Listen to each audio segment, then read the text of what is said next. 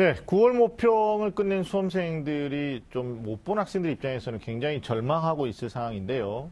지금 시기 굉장히 중요합니다. 냉정하게 평정심을 유지하면서 먼저 하셔야 될 일이 일단 가채점 하는 일이고요. 또 함께 모평을 철저하게 분석하셔야 됩니다. 그래야지만 이제 수능에 대한 구체적인 대비가 가능할 거라고 할 수 있는데, 자, 수능의 예고편이라고 할 수 있는 9월 모평을 분석하는 것이 입시의 성공의 첫 걸음이라고 해도 과언이 아닐 것 같습니다. 자, 그래서 준비했습니다. 우리 이치호 선생님의 최종 파이널 9월 모평 분석 함께 들어보도록 하겠습니다. 선생님, 준비되셨죠? 네, 준비됐습니다. 안녕하세요. 네, 오늘 특강을 진행할 이치우입니다. 아마 오래전인 것 같은데요. 이게 6월 모의평가, 9월 모의평가 이제 두 개의 시험이 있을 때 저희가 보니까 기본적으로는 6월 모의평가는 시험이 조금 많이 어려웠었고요. 9월 모의평가는 시험이 조금 다소 쉬웠습니다. 실제 수능은 어떻게 출제되느냐? 6월과 9월의 중간 정도 난이도로 절묘하게 중간 정도의 난이도를 찾아서 출제가 됐는데요. 아마 지금 금년 시험도 대략 이제 그런 추세가 이어지지 않나 이런 예견을 좀 해볼 수가 있겠고요. 따라서 이제 6월과 9월의 어떤 그 평가원의 시험에 두 개를 잘 조합을 하셔서 난이도라든지 아니면 전체적인 출제 경향의 뭐 출제 범위라든지 이런 부분들을 좀 고려하신다면 금년 실제 수능은 완벽한 준비가 될 수 있지 않을까. 아까 학 선생님 말씀하신 대로 예고편이 완전히 지금 분석이 다 됐고 나와 있습니다. 그래서 잘 좀 분석을 하시면은 정말 좋은 점수를 영역별로 잘 얻을 수 있지 않나 이런 생각이 좀 듭니다. 자, 먼저 9월 모평의 영역별로 출제 경향하고 특징 쪽을 분석해 보겠습니다. 이제 영역별로 보시면요. 제가 조금 전에 말씀을 한번 드렸었는데, 자, 먼저 국어 영역인데요. 전체적으로 6월 모평의 출제 기조하고 거의 유사했습니다. 말씀드렸던 대로 금년 6월하고 9월은 실제 수능의 예고편으로서 완벽한 이제 상영이 다 끝났다고 볼 수 있는데요. 다만 달라진 게 보면 6월하고 조금 다르게 신유형의 문제를 출제를 하기 위해서 뭐 다른 건 어떻게 할 수가 없었고요. 보니까 특히 이제 독서하고 문학 쪽에 출제되는 지문의 내용들의 구성을 좀 바꾼 것 같아요. 그래서 이제 독서를 보시면 인문하고 과학을 이제 융합해서 지문으로 출제가 됐었고요. 문학은 독특하게 이런 소재가 참 찾기가 힘들고요. 이런 형식이 쉽지 않은데 고전 소설과 고전 시가를 합해서 갈래 복합 지문으로 출제를 한 것이 가장 큰 특징이라고 볼 수 있고요. 그동안 한 2년 동안 문학사하고 문학이론의 제재를 이렇게 이제 혼합해서 출제한 게 상당히 많았었는데 금번 9월에는 출제가 되지 않았다는 게 특징으로 좀 볼 수 있습니다. 근데 신유형이 국어에서 나왔는데 실제로는 사실 우리 학생들이 문제를 푸는 데는 또 크게 어려움이 없었던 것 같아요. 그래서 뒤에서 이제 다소 전체적으로 말씀을 드리겠습니다만 다소 이제 뭐 어렵지 않은 좀 쉬운 쪽에 가까운 국어가 이제 출제가 됐지 않았나 이제 그렇게 특징을 볼 수 있고요. 두 번째 수학인데요. 수학 또한 6월 달에 나왔던 전체적인 모평의 출제 경향을 그대로 유지했습니다. 달라진 게 이제 거의 없다는 얘기죠. 다만 수학은 잘 아시지만 6월 달까지는 출제 범위가 전 범위가 아니었죠. 근데 하지만 9월 모평부터는 전 범위입니다. 전 범위인데 이제 보니까 사실은 미적분과 관련되는 게 가형과 난이도에서 상당히 많았어요. 그래서 우리가 미적분이 어렵긴 합니다만 미적분과 관련되는 문제들을 많은 문항수와 또 많은 배점을 차지하고 있기 때문에 지금 남아있는 시간 동안에는 조금 집중을 하는 게 고득점을 좀 가깝게 접근할 수 있다. 이런 말씀을 드리면서요. 전통적으로 가나형 공통문항이 지금 4문항이 출제가 되고요. 또 이제 합달편 복용 문항이 사실은 출제가 됐습니다. 이게 6월은 제가 알기로 출제가 안 됐던 걸로 지금 알고 있습니다만 출제된 특징이라고 볼 수 있고요. 자, 이제 뭐 다른 영역도 마찬가지입니다만 제가 모두 좀 말씀드렸습니다만 가장 중요한 게 수학에서는 고난도 문항이 적어도 이제 한 3문항 정도로 출제되는데 이 문항을 다 맞추면은 만점이죠. 얼마나 좋습니까? 하나 틀려도 괜찮습니다. 2개 틀려도 괜찮습니다. 왜? 1등급, 2등급 정도는 될 수 있다는 거죠. 그래서 보시는 것처럼 가형 고난도 문항이죠. 21번 문항하고 39번 문항인데 아까 제가 말씀드렸던 대로 미적분과 관련된 문제고요. 나형의 고난도 문항은 30번입니다. 다항함수의 적분법에 관련되는 건데 소위 말하는 이제 수학에서의 킬러 문항이죠. 이 문항을 맞추면 만점이 되는 거고 말씀드렸던 대로 1등급에 도달할 수가 있는 거죠. 그래서 특히 자연계열 수험생들 같은 경우는 가형에서 수학에서 웬만한 점수를 받게 되면 내가 원하는 대학에 가기가 상당히 쉬워지는 거죠. 그래서 수학은 전체적으로 공부가 좀 되고 상위권에 있는 학생들은 방금 말씀드렸던 대로 고난도 문항에 접근하는 게 여전히 9월 모평 수학 분석에서 저희가 얻을 수 있는 거라 이렇게 보여지고요. 뭐 한 가지 좀 소소합니다만은 수학 나형에서는 증명과정의 추론 문항이 출제가 안 됐다는 게 6월하고 조금 달라진 점이다. 이렇게 봐야 되겠습니다. 근데 국어하고 수학이 왜 중요하냐면 금년에는 영어가 절대평가잖아요. 그리고 이제 탐구의 영향력이 조금 확대되긴 했습니다만 국어, 특히 수학 요 두 개의 영역에서 모든 것이 다 갈라진다고 변별된다고 해도 과언이 아니기 때문에 상당히 조금 더 집중해서 남아있는 시간 동안을 마무리해야 된다. 이렇게 볼 수 있고요. 다음으로 보시면은 영어와 관련되는 영역인데요. 이 영어와 관련되는 것은 지금 보면 6월 모평하고 크게 달라진 게 없고요. 사실은 지난해 수능하고도 크게 달라지지 않은 것 같습니다. 다만 저희가 이제 집중해야 될 것은 여기 뭐 대입 파악의 문제가 신경 파악에서 신경 변화 파악으로 약간 달라진 점을 언급을 해놨습니다만 뒤에서 이제 난이도에서 제가 한번 더 말씀을 드릴 수 있을 것도 같은데요. 기본적으로는 출제 경향은 전혀 달라지지 않았는데 우리 학생의 성적들을 보면 만만치가 않습니다. 그래서 이 출제 경향과 함께 성적을 다시 한번 비교를 한번 해보는 게 필요할 것 같아요. 무슨 말씀이냐면 출제 경향은 그대로 유지가 되고 달라지지 않았는데 6월에 비해서 영어 성적이 떨어진 학생들이, 낮아진 학생들이, 하락한 학생들이 꽤 있다는 겁니다. 좀 살펴봐야 될 문제인데요. 공부를 좀 적게 해서 성적이 안 나온 것 같아요. 그러니까 출제 경향의 어떤 변화들인지 난이도의 변화는 전혀 없다는 점을 한번 좀 각인하고 넘어가야 될 것 같고요. 한국사. 이 한국사를 언급하면 사실은 좀 아이러니하게 왜 한국사를 얘기하지? 뭐 크게 관심이 없는데 이렇게 생각하실 수 있는데요.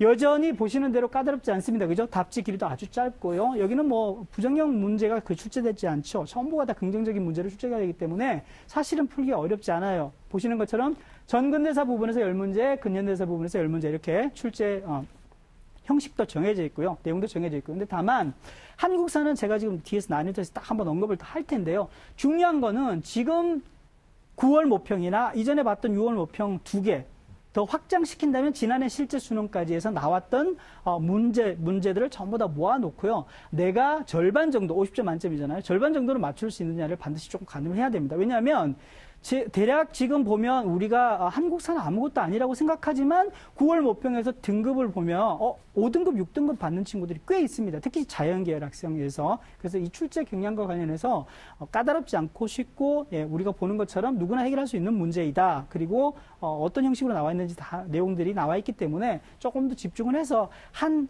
달 정도만 시간 할애, 하루에 한 1시간 정도씩만 할애해도 충분히 한국사는 절반 정도 이상을 맞출 수 있다. 이렇게 볼 수 있습니다. 그래서 한국사에 조금 더 마지막 마무리 학습에서는 시간을 좀 할애하자. 이렇게 말씀드릴 수 있고요.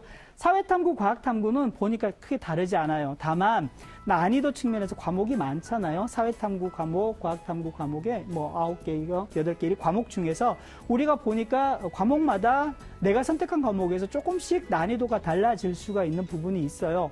그래서 전체적으로는 지금 보면 뭐 지난해 수능에 EBS 연계된 거라든지 아니면은 평가원의 기출 문제가 출제됐던 문제들을 그대로 자주 출제된 개념하고 자료들을 활용해서 출제됐다고 볼 수 있기 때문에 이 또한 크게 어렵지 않다 이제 이렇게 볼 수 있습니다. 9월 모의평가에서도 사탐 과탐은 특징적인 게 별로 없다 이제 이렇게 볼 수 있는데 다만 한 가지 명심하셔야 될 게 있어요. 왜냐하면 국어하고 수학에 집중해서 공부를 많이 해왔던 학생들의 입장에서는 지금부터 사과에 2개의 과목이든 아니면 1개의 과목을 마무리해 나갈 텐데요. 그런 상황에서 보신다면 아까 제가 말씀드렸던 한국사의 예처럼 결국에는 금년에 봤던 6월, 9월 모의평가에 내가 선택한 과목의 문제, 문항 40문제겠죠. 그 다음에 지난해 실제 문항까지 하면 60문항입니다. 지난해 뭐 6월, 9월까지 한다면 또 문항수가 한 100문항으로 확장될 수 있죠. 이렇게 확대된 문제를 놓고 과연 어떤 개념과 어떤 자료를 활용해서 어떤 원리를 이용해서 출제됐는지 어떤 형식인지만 분명히 파악을 하시고 공부를 하면 남아있는 기간 동안에 좀 효율적인 공부가 가능하고요. 그에 따른 점수도 많이 올라가면서 내가 원하는 등급을 받을 수 있다는 겁니다. 그래서 사회탐구와 과학탐구는 과학탐구가 조금 뭐 다르긴 합니다만 지금부터 일정 시간을 쏟아부어도 분명히 성적이 향상될 수 있는 부분이기 때문에 출제 경향의 특징에 별반 6월, 9월의 작년도 실제 이렇게 다른 게 없다는 점을 좀 염두에 두시고 학습을 해나가는 게 좋겠다. 이렇게 좀 정리를 할 수 있겠습니다. 다음으로 영역별로 체감 난이도 비교를 좀 해볼 텐데요. 체감 난이도 비교는 아까 모두에도 좀 말씀을 좀 드렸습니다만 전체적으로 우리들이 해볼 수 있는 게 6월 모평하고 지난해 수능입니다. 아까 선생님 말씀하셨습니다만 재학생의 입장에서는 6월 모평과 비교해 보는 게 현실적인 거죠. 왜냐하면 지난해 수능을 풀어보긴 했으나 지난해 수능 상황하고 똑같이 시험을 치렀던 학생들은 졸업생들입니다. 그래서 졸업생들의 입장에서 보면 6월하고 지난해 실제 수능을 다 체감할 수 있으나 재학생들 입장에서는 6월 모평하고 좀 비교해 볼 수 있는데요.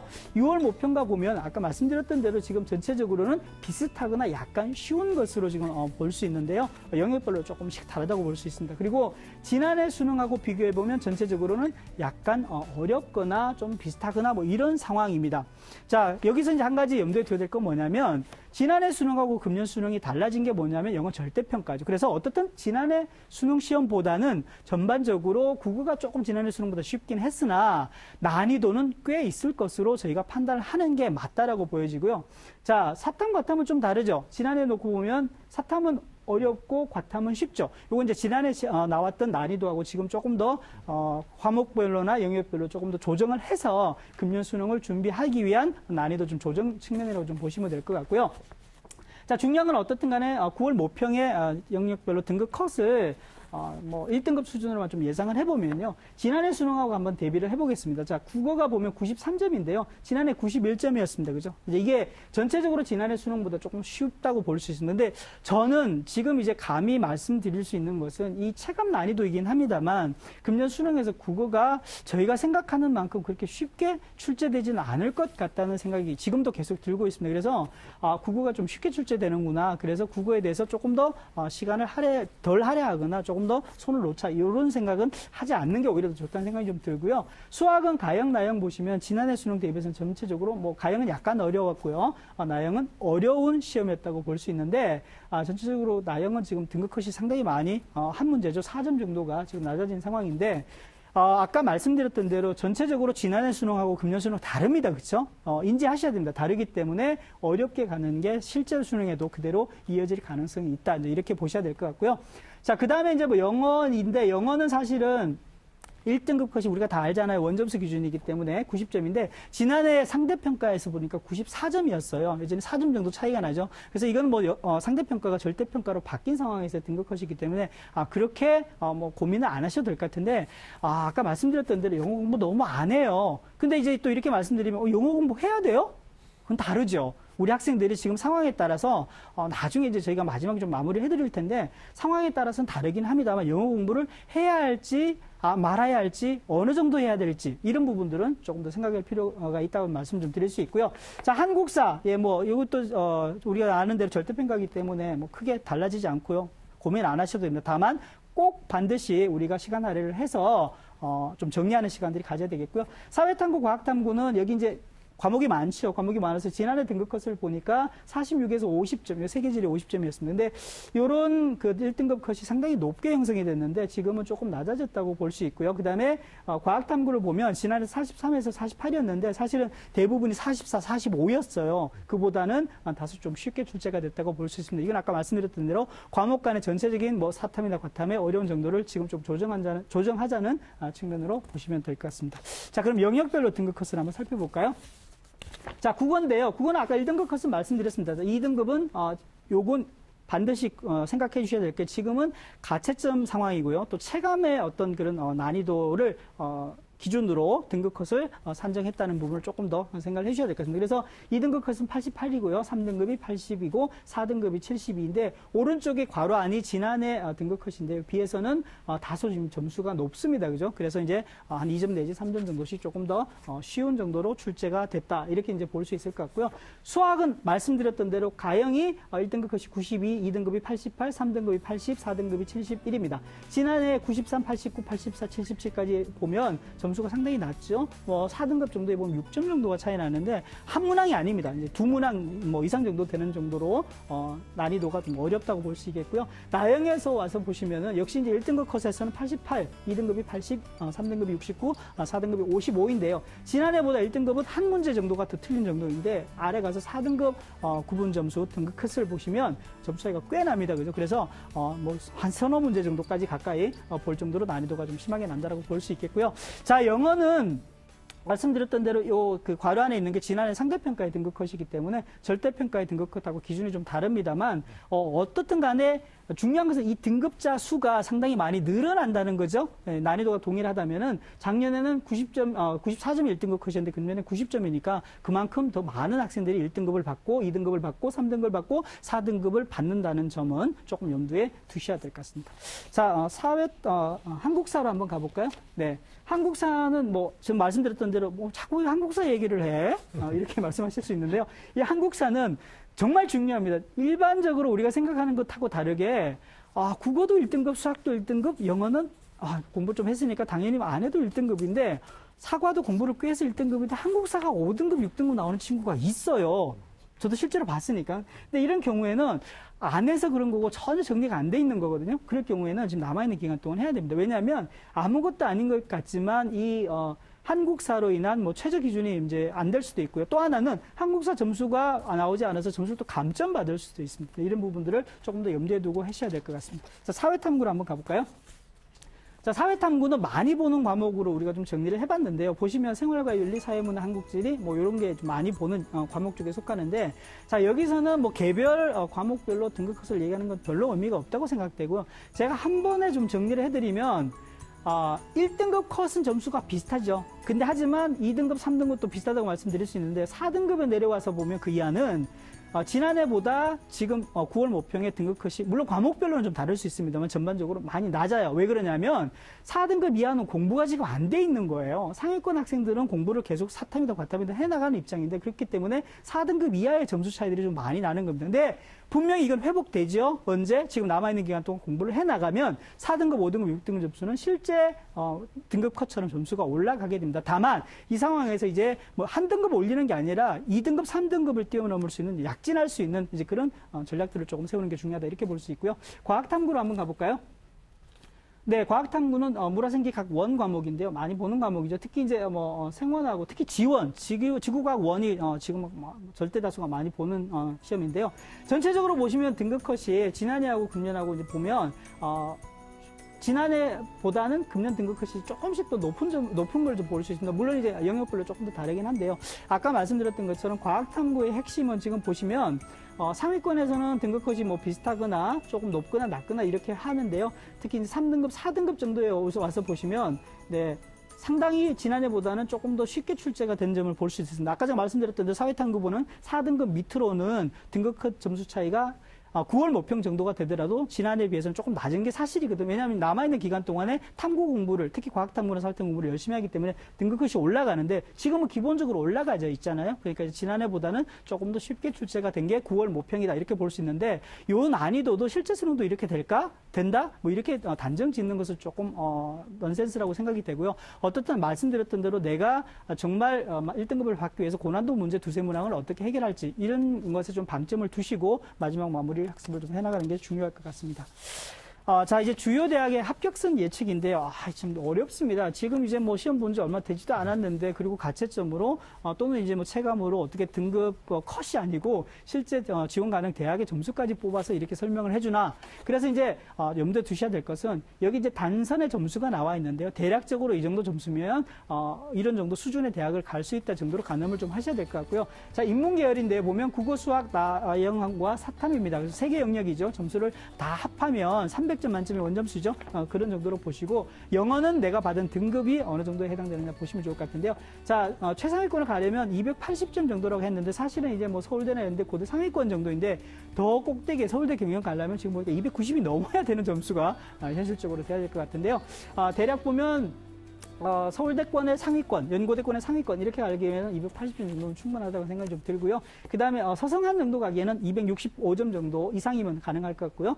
건동홍수기입니다. 인문계열 국수탐 점수로 국어 수학나 사회 점수로 255점. 영어 등급은 1.5등급, 1등급에서 2등급 정도 사이면 될 것 같고요. 자, 전체적으로 봐서 인서울에 가려면 어떻게 해야 되느냐. 지금 9월 모평의 점수로서는 210점 정도만 넘고 영어 등급이 3등급에서 4등급 정도만 쌓이면 서울 소재 대학들은 좀 찾아볼 수 있다 이런데 잘 아시잖아요. 그죠? 이 원점수하고 표준점수 100분위가 좀 달라지는 면이 있습니다. 그래서 하지만 다음 주에 이제 우리가 그 수시 지원할 때는 반드시 이제 이 원점수를 가지고 좀 가늠을 해봐야 되니까 어느 정도 갈 수 있는지 좀 가늠하는 선으로 인문계 점수를 좀 활용을 했으면 좋겠고요. 여기 나와 있는 점수는 지금 수준을 대략적으로 얘기한 거잖아요. 근데 디테일하게 개별 대학 학과의 점수를 보면 조금 더 달라질 수 있습니다. 그래서 폭을 좀 레인지를 생각하고 범위로 좀 접근하실 필요가 있다 이렇게 볼 수 있습니다. 자연계로 한번 가볼까요? 네, 자연계는 점수가 이제 국어하고 수학, 가형의 과탐이죠. 그러니까 세계 역시 300점 만점이고요. 영어 등급이라고 볼 수 있는데, 자, 서울대 상위권 의학 계열인데요. 280점 반드시 넘어야 되고요. 그러니까 서울대 의대도 지금 290이 넘어야 될 것 같더라고요. 이렇게 생각하시면, 그렇게 점수 받은 친구가 누가 있을까? 있더라고요. 그래서 조금 높은 점수여야 된다는 말씀 좀 드리고요. 하지만 서울대 상위권이나 의학 정도로 생각하신다면 뭐 280점 정도 간다고도 충분할 것 같고요. 예, 전체적으로 보면은 서성한 정도를 가려면 뭐 255점 정도면 충분할 것 같은데, 말씀드렸던 대로 내 점수를 잘 합산해서 볼 필요가 있겠고요. 영어는 등급 기준으로 제시되는 점수라고 볼 수 있겠고요. 인서울에 가기 위해서는 인문계열보다는 점수가 좀 낮아도 될 것 같아요. 200점 정도 이상이면 충분히 가능하다고 보여지고요. 말씀드렸던 대로 이게 이제 표준 점수하고 100분위가 바뀌어지면 조금 달라질 수 있습니다만 어떻든 가채점 성적으로 우리가 정시 모집에 어느 정도 갈 수 있는지를 좀 염두에 두고 수시 지원에 판단을 해야 하기 때문에 참고 자료를 좀 활용을 하시면 되겠다는 생각이 듭니다. 자, 이상 최종 파이널 9월 모평 분석이었습니다.